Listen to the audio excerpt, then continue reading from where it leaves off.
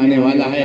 اللہ تعالیٰ ہم سب کے آنے کو، بیٹھنے کو، سننے کو بہت قبول فرمائے، اور یہاں سے جو پیغام آپ کو ملا ہے خدا کے واسطے اس کو دل میں جگہ دیجیے۔ یہ وقت غفلت کا نہیں ہے، غفلت کا نتیجہ سامنے ہے کہ عزت و آبرو سب خطرے میں پڑ گئی ہے۔ یہی اگر حال رہا تو دوستو ہم لوگ کیا کل ہوگا کچھ کہا نہیں جا سکتا ہے۔ تو حضرت یونس علیہ السلام نے جو اپنے عمل سے بتایا ہے کہ ہم نے جب فریاد کیا ہے اور یہ صدا لگائی ہے تو اللہ تعالیٰ نے ہمیں نجات الشکم ماہی سے، سمندر کے اندھیرے سے، اور رات کو وہ خوفناک اندھیرا، ان سب سے اللہ تعالیٰ نے اسی آیت کریمہ کی برکت سے مجھے نجات فرمائی۔ اللہ تعالیٰ خود فرما رہے ہیں کہ جب یونس نے پکارا فَاسْتَجَبْنَا لَهُ وَنَجَّيْنَاهُ مِنَ الْغَمِّ وَكَذَلِكَ نَجْزِي الْمُؤْمِنِينَ، اسی طرح سے ہم مومنوں کو نجات دیں گے کہ اپنے کیے پر ندامت کے آنسو بہائے۔ اور آیت کریمہ کا ورد رکھیں، دو آنسو اللہ تعالیٰ کو بڑے پسند ہیں، ایک وہ آنسو جو اللہ کے خوف سے نکلے، دوسرا وہ آنسو جو اللہ کی محبت میں نکل پڑے۔ حضرت والا فرماتے ہیں جو خوف خدا سے روتا ہے اور اللہ سے پناہ چاہتا ہے نفس کے شر و فتنے سے اور شیطان کے مکر و فریب سے، اللہ انہیں اپنی آغوش محبت میں دیتے ہیں۔ روتا ہے جو بھی اپنے گناہوں کو سوچ کر رحمت تلاش کرتی ہے اس اشک بار کو، اللہ کی رحمت ایسوں کو تلاش کرتی ہے۔ ہم دو قطرے آنسو بہا کے تو دیکھیں، سنت پر چل کے تو دیکھیں، درود شریف پڑھ کے تو دیکھیں۔ ہمارے اکابر نے کر کے دکھایا ہے۔ ایک بزرگ ان کی صرف تکبیر اولا فوت ہو گئی، لگا کہ میں نے مصیبت کا پہاڑ گر گیا۔ آج ہم لوگ کتنی سنتوں کو پامال کر رہے ہیں، جان بوجھ کر سنت کو پامال کر رہے ہیں۔ ہمارے بزرگوں سے اگر کوئی سنت چھوٹ جاتی ہے، کوئی مستحب تو لگتا ہے کہ نیند اڑ گئی، بے چین ہو جاتے ہیں جب تک سنت و عمل نہیں کر لیتے۔ ایسے ایسے اللہ والے دنیا میں آ کے اور یہ پیغام دے کے گئے ہیں کہ سنت کے عاشق بنو۔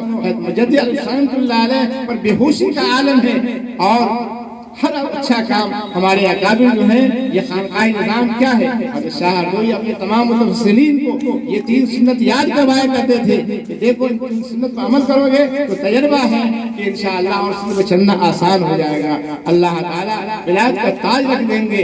اتباع سنت پر محبوبیت کا وعدہ ہے کہ ہر کام کو، جو اچھا کام ہے اس کو دائیں جانب سے شروع کرو، ہر گھٹیا کام کو بائیں جانب سے شروع کرو۔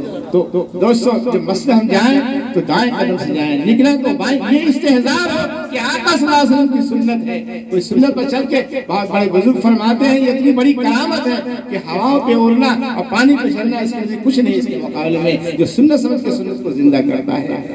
تو بحر کے بڑے سخت حالات ہیں، وقت نہیں ہے۔ میں یہ کہنا چاہوں گا کہ خدا کے واسطے اب انسنی نہ کیجئے۔ ہمارے اکابر نے، علماء نے جو پیغام دیا ہے اس کو دل میں جگہ دیجئے، اور حضرت والا کی جو ہے نصیحت اور مجلس کا جو ہے یہی خلاصہ ہوا کرتا تھا کہ جو کچھ کرو اللہ کے رضا کے خاطر کرو، اخلاص کے ساتھ کرو۔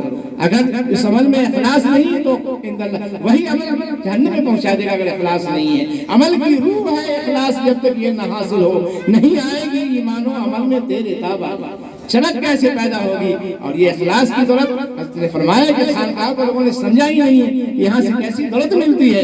یہ اخلاص کی ضرورت بھی یہ اللہ والوں کے صحبت سے، ان کی جوتیاں صحیح کرنے سے، کتابوں سے تم علم حاصل کر سکتے ہو، علم عمل، لیکن اس کے اندر اخلاص نہ ہونے سے اونچے سے اونچا عمل، ایک بڑے قاری کو بلایا جائے گا اور ایک بہادر کو بلایا جائے گا قیامت کے دن، اور انہیں عالم کو بلایا، سخی کرنے والے، مال خرچ کرنے والے کو پانی کی طرف بلایا جائے گا، لیکن کارگزاری ہوگی اللہ جنوں کے بھیس سے واقع ہے۔ دنیا کے لیے کیا کہ دنیا میں واہ واہ ہو جائے، وہی عمل جہنم میں ڈال جائے۔ چھوٹے سے چھوٹا عمل ہے، اس کے اندر اخلاص ہے، للہیت ہے، ذریعہ نجات ہے۔ کسی نے ماں کی خدمت کی ہوگی اللہ کے رضا کی خاطر، گناہوں سے بچا ہوگا اللہ کے رضا، امانت کا حق ادا کیا ہوگا، یہ عمل جنت میں پہنچا دے گا۔ موت کے کنویں میں کوئی نہ پہنچ گیا ہو، اللہ تعالیٰ وہاں سے راستہ پر، اللہ کا وعدہ ہے، اللہ اپنے وعدے کا خلاف نہیں فرماتے۔ وَمَن يَتَّقِ اللَّهَ يَجْعَل لَّهُ مَخْرَجًا وَيَرْزُقْهُ مِنْ حَيْثُ لَا يَحْتَسِبُ وَمَن يَتَوَكَّلْ عَلَى اللَّهِ فَهُوَ حَسْبُهُ۔ جو شخص اللہ سے ڈر کے کوئی کام کرے گا، اللہ تعالیٰ مصیبت کی گھڑی میں کام وقت نہیں ہے، ہم تفصیل میں جانا نہیں چاہتے، بڑے سینکڑوں واقعات ہیں کہ اللہ والے جو اللہ سے ڈر کے انہوں نے استعزاء جو کچھ کر رہے ہیں اللہ تعالیٰ دیکھ رہے ہیں۔ آج اپنے جیسے انسانوں کے بنائے ہوئے چیزوں سے تو ڈرتے ہیں، سی سی کیمرہ لگ جاتا ہے محتاط ہو جاتے ہیں۔ کرام کاتبین ہمارے دونوں کندھے پہ ہیں، یعلمون ما تفعلون۔ آج اس کا استحضار نہیں ہے، ہم گناہوں سے نہیں بچتے ہیں، حالات کتنے بدتر سے بدتر ہوتے ہیں۔ وما اصابکم من مصیبۃ فبما کسبت ایدیکم ویعفو عن کثیر، تم پر جو مصیبت پہنچ رہی ہے تمہاری بدعمالی کی وجہ سے، آج 10% بھی نماز پابندی پڑھنے والے نہیں، بغاوت عام ہوتی جا رہی ہے۔ حضرت والا اس شعر میں پیغام دے رہے ہیں کہ آج جو بغاوت ہے اس کا نتیجہ ہے کہ دنیا میں کوہرام مچ رہا ہے، ایک بیماری نے تہلکہ مچا کے رکھ دیا ہے، دنیا کی کمر کو توڑ کے رکھ دیا ہے، معیشت تباہ ہو گئی ہے، تعلیمی نظام درہمر ہو گیا ہے، کروڑپتی فقیر ہو گئے ہیں، بندے اللہ کے اللہ سے جب باغی ہیں، کیا تعجب ہے دنیا میں وبا ہے کوہرام؟ یہ کوئی محل تعجب نہیں ہے کہ ایسے حالات ہم پر آ گئے۔ اس لیے پہلی سچی توبہ کر کے اپنے رب کو منا لیں۔ یہ نماز آج کتنی غفلت ہو رہی ہے، نماز پڑھ کے دیکھیں اللہ کے لیے کیسی اللہ کی رضا آتی ہے۔ بے تاج بادشاہ بننا چاہتے ہیں تو اکبر الہ آبادی نے اپنے 2 شعر میں پیغام دیا ہے کہ خدا کی یاد ہے طاقت ہماری، مسلح ہے ہمارا تخت شاہی۔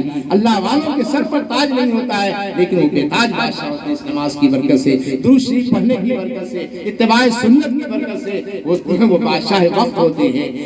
تو خدا کی یاد ہے طاقت ہماری، مسلح ہے ہمارا تخت شاہی، ہماری فوج ہے اخلاق حسنہ۔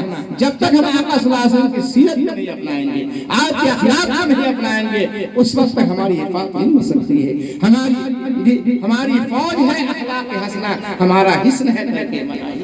ہم جب تک گناہوں سے سچی توبہ نہیں کریں گے ہماری حفاظت ہو نہیں سکتی ہے۔ اس لیے پہلی سے مناسبت ہو، ان کے ہاتھ میں ہاتھ رکھ کے توبہ کریں، ان سے کچھ ذکر کا نسخہ لیں، اس کو عمل میں لائیں، پھر دیکھیں کیسی پربہار زندگی ملتی ہے اور جینے کا کیسا مزہ ملتا ہے۔ انشاءاللہ جب اللہ کی محبت آئے گی، کائنات کی محبت نظروں سے گر جائے گی، اور یقین جانیے یہ حسد نہیں ہوگی کہ ہمارے پاس ملک مال کیوں نہیں ہے، یہ گاڑی گھوڑا کیوں نہیں، یہ دولت کی ریل پیل کیوں نہیں۔ ذکر کی دولت سے جو مالا مال ہو اسے کیا اس کی پرواہ ہوگی۔ اللہ تعالیٰ فرماتے ہیں کہ بالیقین تجھ پہ ہو اللہ کی رحمت نازل، اپنے اللہ کو اگر یاد کریں صبح شام، ایک تسبیح کلمہ لا الہ الا اللہ، لا الہ الا اللہ، اس کے بعد محمد رسول اللہ، کیا مشکل ہے جی؟ کیسے اللہ کی رحمت نازل ہوگی ہم پر، کیسے اللہ کا فضل ہوگا؟ فاذکرونی اذکرکم، تم مجھے یاد کرو میں تمہیں۔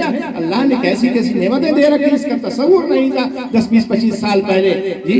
آج ایسی سی نعمتیں ملی ہوئی ہے لیکن ناشکری وہی ہے کہ پابندی کے ساتھ نماز نہیں پڑھتے، 100 دفعہ درود شریف نہیں پڑھتے، اپنی زندگی میں سنت کو نہیں لاتے، سنت عمل نہیں کرتے۔ حالات دوستو بہتر نہیں ہو سکتے ہیں، بہتر جبھی ہو سکتے ہیں اور ہمیں خوشگوار زندگی جبھی مل سکتی ہے کہ اپنی زندگی میں اعمال صالحہ پیدا کریں، اللہ کا خوف پیدا ہو، اللہ کے یہ سب چیزیں اللہ والوں کی صحبت سے ملے گی۔ اللہ تعالیٰ ہم سبوں کو کہنے سننے زیادہ عمل کی توفیق عطا فرمائے۔